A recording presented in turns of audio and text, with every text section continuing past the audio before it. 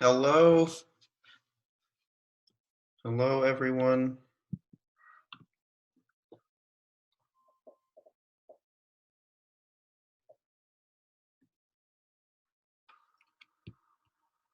Hello. Can you hear me? We're in here. We can hear Hello. you. Sweet. Cool. We're waiting on just Amy. Typical. Wow. Is And your mother. Hello. how are you all doing? Good. Good. Good. Good. Good. Thank you all for coming. She's joining. Start your video, Michelle. I did. All right. Let me grab one thing off the printer, and then we will begin. Hi, Ati. Hey, how are you guys? Good. Hello, Miss M. Hello. Happy National Nurses Day. Thank you. Not there yet, but we're close. Yeah, they'd call on you if they needed you, so it's close Yeah, enough. that's true. What you got there, Gordon?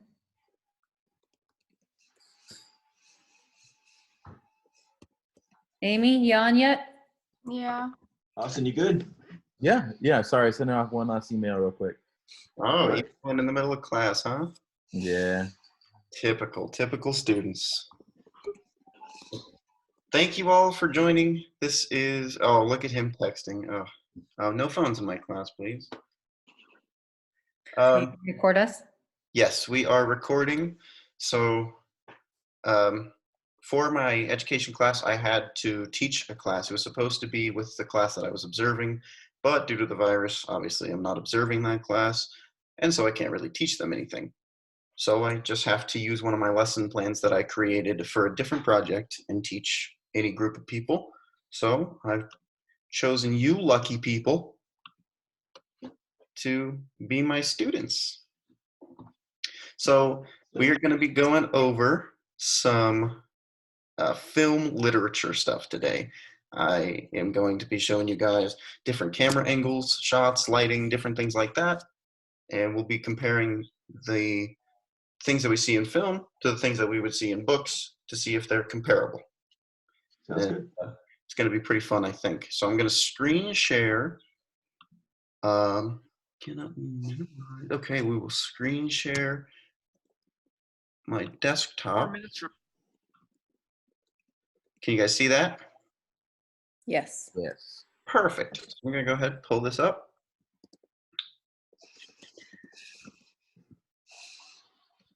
Welcome to class. Is this bar in the way? Can you guys read the words?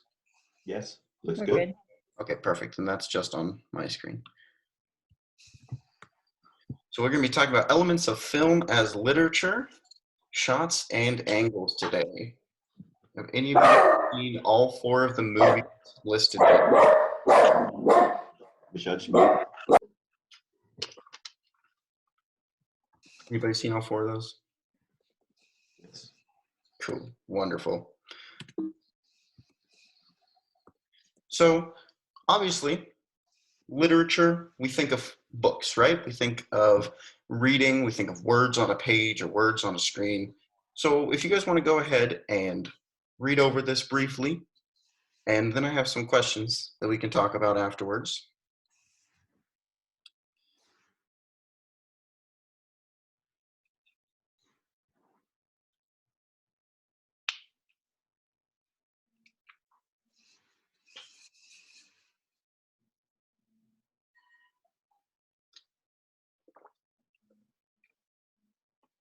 Let me know when you guys are done reading.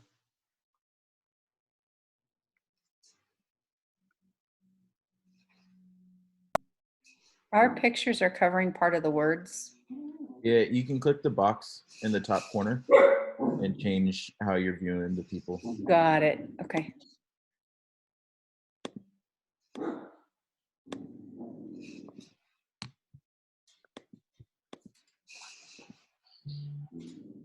What do we think about this passage? This is from Schindler's List by Thomas Keneally, which is also a movie, as most of you guys probably know. What do we think? What's going on in this? Who are the main characters? What's the mood?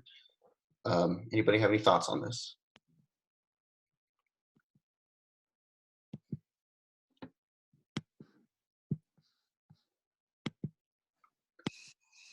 Nobody?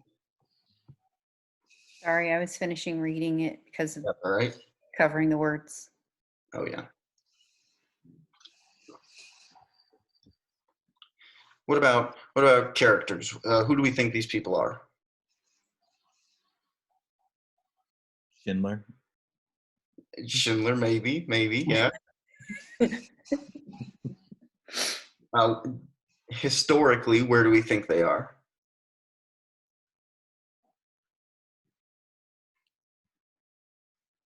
You mean where is this taking place? Yeah, where is this taking place? What era, or even like a location, if you think you know that from reading it? You all froze. Not a location, but probably in the early Sorry. 1900s. Early 1900s? Okay, yeah, absolutely. Anybody want to take a guess based on prior knowledge? What historical event is going on here? The Holocaust. Yeah, World War II.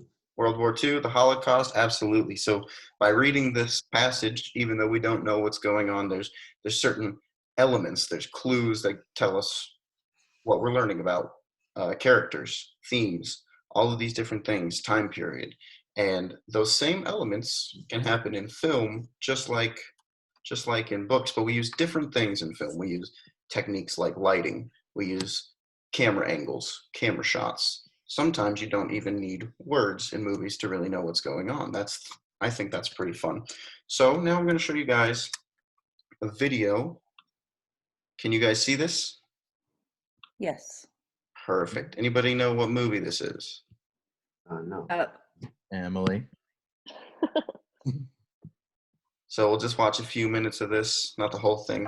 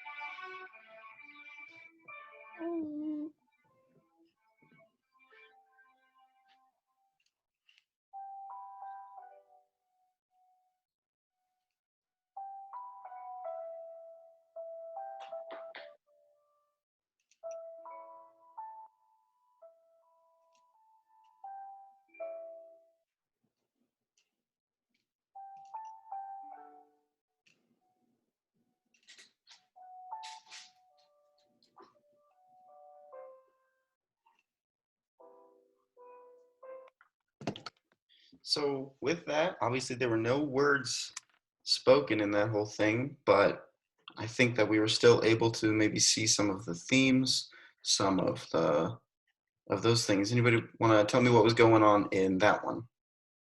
Sadness. Sadness. Why? Because he lost his wife. Yes, that's pretty sad. I agree with that. It was retelling their life story. Retelling the life story, yeah, absolutely. And what did we see? Maybe like the colors at the beginning. versus the colors at the end. Yeah, the colors were brighter at the beginning. Yeah, they got darker. Absolutely. So even though there were no words, we still all got a very clear picture of what was going on through different elements that film can use, such as lighting. Some of us might not have actually been watching it because Denver's on the screen, but I know I was paying more attention to him. So we're going to talk a little bit about shots and angles today. Anybody want to read that quote? It ain't the picture and it ain't the camera, it's the operator. And I completely, fully agree. Yes, I think that's a cool quote. I'm not super familiar with that man's work, but I like his quote. That's his main contribution, I think. So we'll talk about camera shots first. First is the extreme wide or the establishing shot. If you guys want to go ahead and take out pen and paper, take out your phones, whatever, to take some notes, there will be a brief quiz at the end, ungraded, just to see what we retain. So the first one, the extreme wide or the establishing shot, this is going to be used in just about every film. It sets up the establishing shot, which gives you the context of a scene where it's taking place. It's often just scenery, and the camera is going to be pretty far away from the subject. So you can think of like a landscape portrait that's often very similar to an establishing shot. And it is often, but not always, the first shot in a scene. So we have an example of that right here in Lord of the Rings, Fellowship of the Ring. This is an establishing shot of Gandalf riding to not Mordor, but someplace within the Lord of the Rings world. You can tell he's the subject. He's pretty far away. He's kind of just like a very small subject of what's going on in this picture. And we really get a wide range of everything that's going on in the background. We get to see where this is going to take place. Next, we have the long shot or the wide shot. This is a camera shot from a considerable distance, but it's not quite as far. And often the subject can be hard to make out. There's more background than there is subject, but the subject is a lot bigger than they were in the last one. And it's used to show the relationship between a character and their environment. It can be used to show the circumstances of another character. So if someone's in danger, this shot is often used to show like what kind of danger they're in, if they're in a bad part of town or if they're in some sort of danger. So here's an example of that one. This is from a movie called Eternal Sunshine of the Spotless Mind. As you can tell, it's not quite an establishing shot because we're not getting as much visual on the background or the scenery. We're getting more context of where this man is, played by Jim Carrey, where he is within the world. He's walking along the beach. It's a little blurry. It's hard to make out. He's in a business suit carrying a briefcase. So that kind of gives us an idea that this is abnormal. Something's going on in his life. You don't often go to the beach in a suit. Anybody have any questions so far? I go in a bathing suit. You go in a bathing suit. That's true. Some people go in a birthday suit. Yuck. Very rarely do we go in a business suit. Next, we have full shot. Full shot is going to be closer. As you guys can tell, each shot we're getting a little bit closer to the subject. So this is going to show the full body of the subject. Likely it's going to be all the way from head to toe, and it's going to put them in context to their surroundings. This is going to still be a pretty considerable distance between the subject, but it's not as far as a wide shot, and it's used to establish or follow a character or object. So as you can tell, Denver was standing head to toe. You could see him. That was kind of a full shot. Here's another example, Thor from 2011. It got a little cut off, but this shot, you can see the top of his head, you can see his feet, and it's showing you the background, it's showing you where he is, and it kind of gives us an insight as to what's going on in his life, what he might be thinking, what sort of circumstances he's facing. Next, we have the medium shot, which frames a person or an object from the waist up within the shot, and it's used to show detail or importance, and it adds variety. You know, it's still kind of the same where it's just establishing a person, it's showing something, but it's not super important, and it just adds a little bit of variety. A good example of that, classic Titanic from '97. We have Jack and Rose on the front of the ship. Classic Rose. Anybody have any questions before we go on to the next one? No? All right. Next is going to be the close-up. Everybody's familiar with this one. This is going to show the subject, which could be a character, it could be an object, and it's going to show them from either the shoulders up or maybe it's just going to be the face. And this is going to be showing extreme detail. This is going to show expression. It's often used as a reaction shot. So if something happens in the movie that is earth-shattering or life-changing, it often will then go to a close-up of the character so we can really get that emotion. We can get the details of what's going on, how they're feeling, what they're thinking. Denver is getting close to the camera so we can see a good close-up there. Or another example from The Shining. Oh, yikes. There's Johnny. Yes, everyone knows this scene. An extreme close-up. This is showing really well the kind of craze in his eyes. This is showing how tight it is for him to fit his head in there, which shows the desperation for him to get in there with an axe, you know? It's kind of a fun scene, kind of scary. This is often used in horror movies for this exact reason. Next is the extreme close-up. This is where the camera is extremely close to the subject. If it's a person, it's not just their whole face, it's often a small part of their face, their eyes, their mouth, something like that, and it allows the audience to see a very specific detail or a very specific emotion or expression.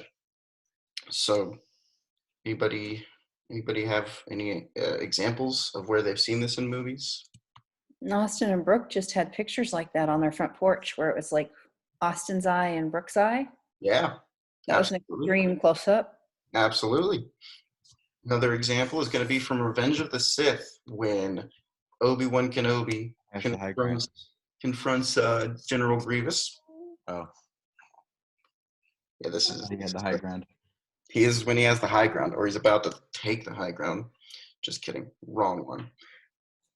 There's Denver in an extreme close-up, and this is you can see in this one just the can't really see too much emotion, but it still kind of conveys the importance of this scene. It conveys the energy within this scene and how he's about to battle General Grievous. No spoilers. So next we're going to move on to camera angles, which I think are a lot more fun. Anybody want to read this quote from Alfred Hitchcock? I'm going to call on you, Emily. If it's a good movie, the sound could go off and the audience would still have a pretty clear idea of what was going on. Absolutely. Alfred Hitchcock is one of the, what is considered to be one of the greatest directors in the past 100 years. Ever since movies really came out, he is up there with the best. Anybody know any movies that he's made? No. Nope. Nope. Dad, you might. We Any probably know them. yeah, that's true. He made Psycho. That's probably his biggest one. Okay. Psycho is I've heard of it, but I don't know that one. a classic horror movie. And he believes that if the sound goes off and the movie's good, you should still have a pretty clear idea of what's going on because you don't need to use words to convey the story, to convey what's going on, or emotions. So we'll talk about some camera angles. The first one is going to be a low angle. This is where the camera is tilted upwards. It's kind of confusing.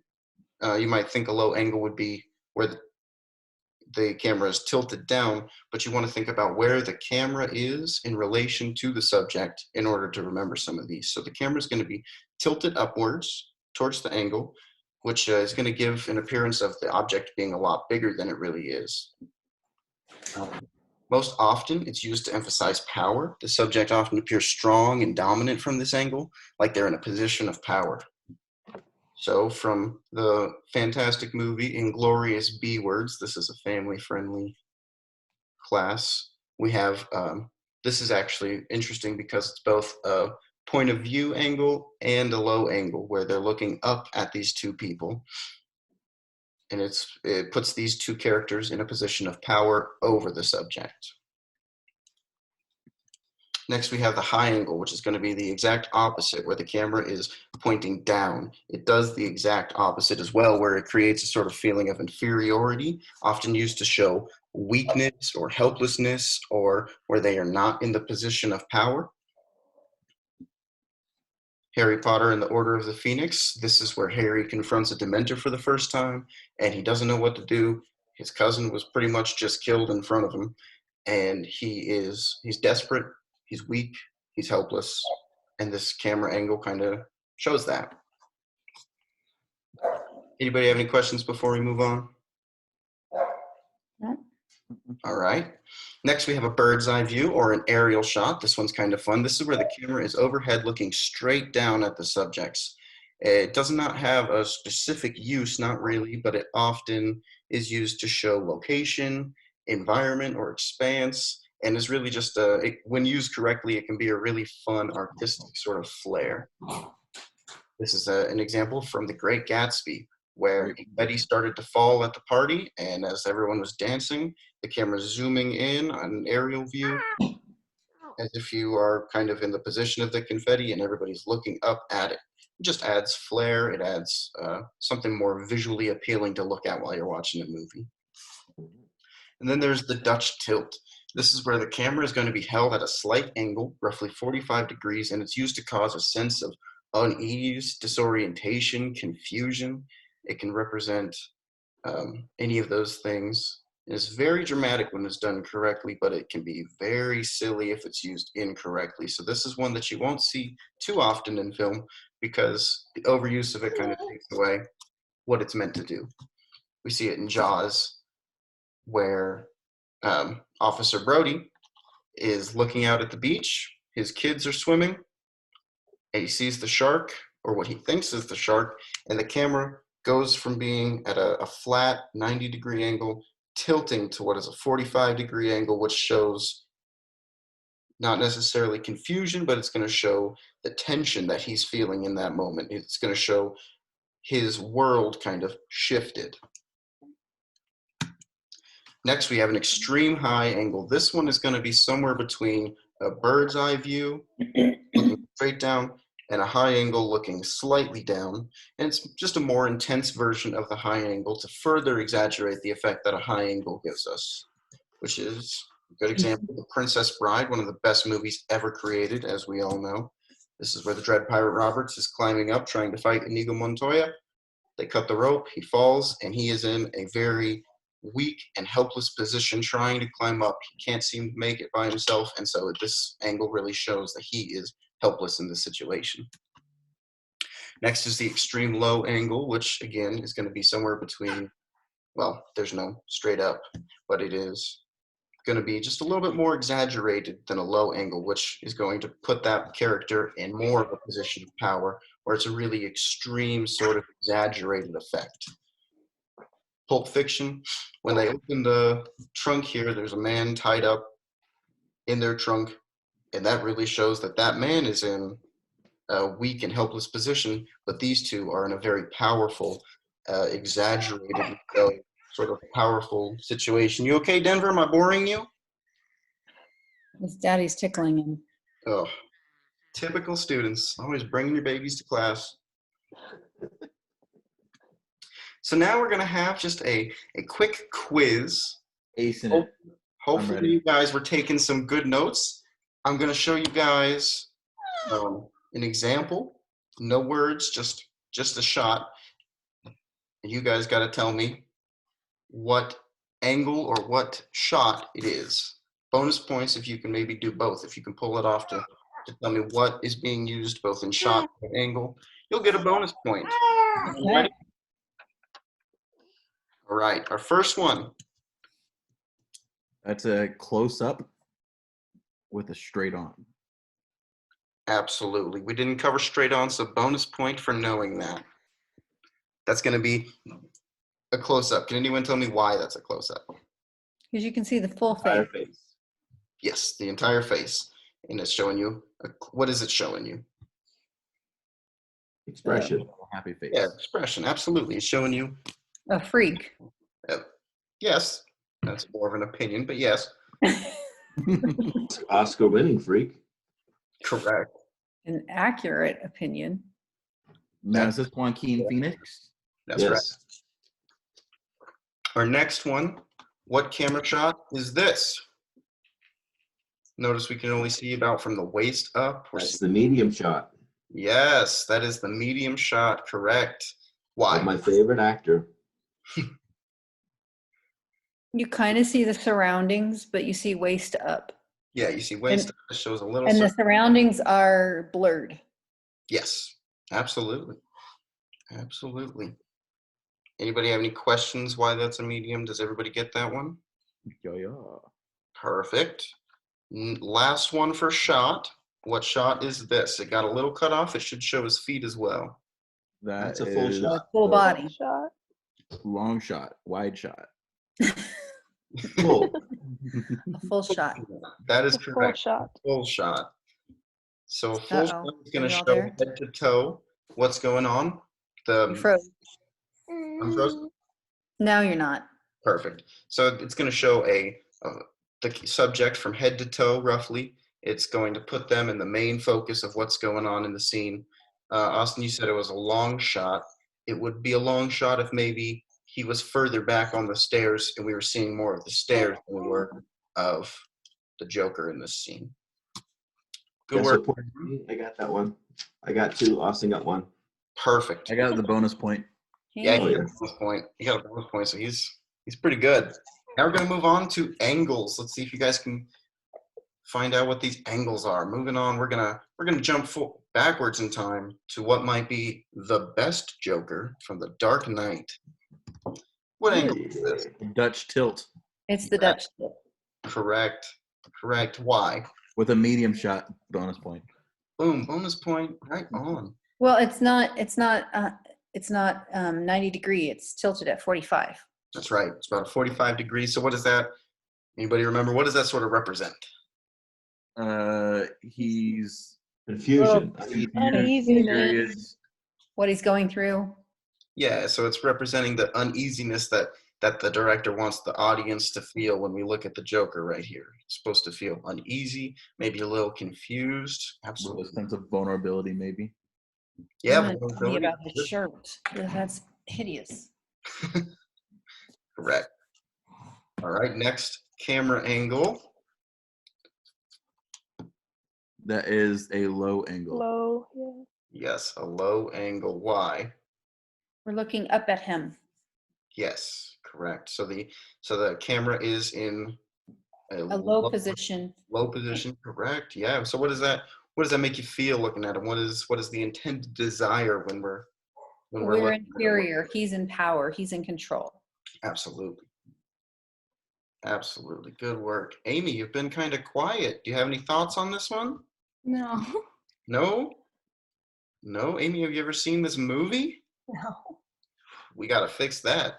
Yeah, there's a lot of movies you want me to watch. We'll see how many I actually do. You got a long life ahead of you and not too many places to go. So, last one. What camera angle is this? High angle. Correct. That is a high angle eye. Looking down at him. Absolutely. What is this supposed to represent? Amy, go for it. What?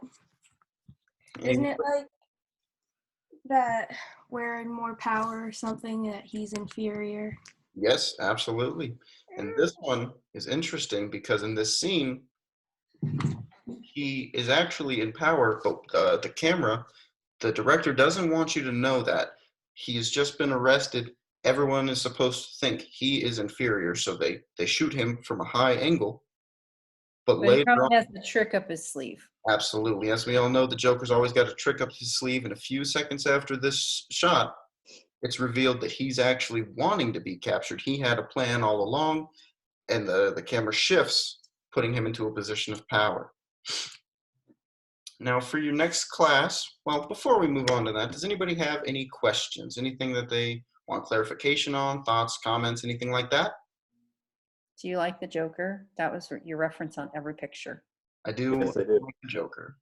Okay, just curious. Yes, I do. Favorite actor? Which one? Joaquin, my favorite actor. Oh no, I can't get that off my screen. Perfect. Anybody have any questions, thoughts, concerns? No. No? Well, thank you all for joining me today.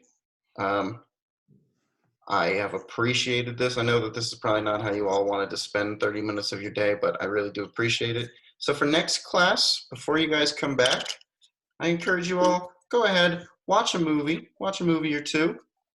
You don't have to, but go ahead, pay attention to some of those shots and angles, Take notes. When you come back next class, we'll talk about them. Which one are you seeing most frequently?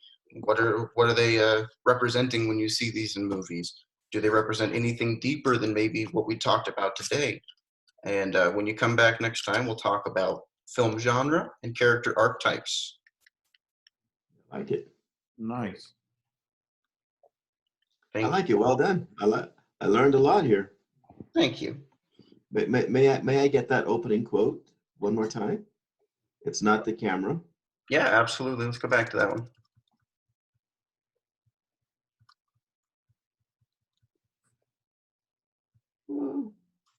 Right there. It ain't the picture and it ain't the camera.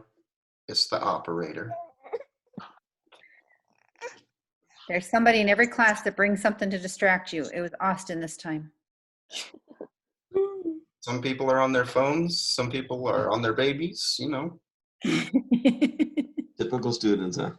Typical. Good job, Aaron. Thank you, guys. Mr. Albury. Interesting. Thank you. Thank you, Mr. Albury. It is my pleasure, everyone. Be safe. Go learn something in your next class. Love you. All right. Bye. Love you all. Love you. Bye. Thank you, guys. Bye. Hold on. Oh, okay. Oh.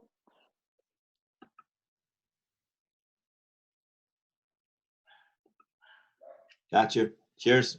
Cheers. Love you. Love you. Bye. Bye. Bye, Denver. Grammy says bye. Bye. Bye, Denver. Mwah. Class is over now. We can socialize. All right. Bye. Bye, big boy. Bye.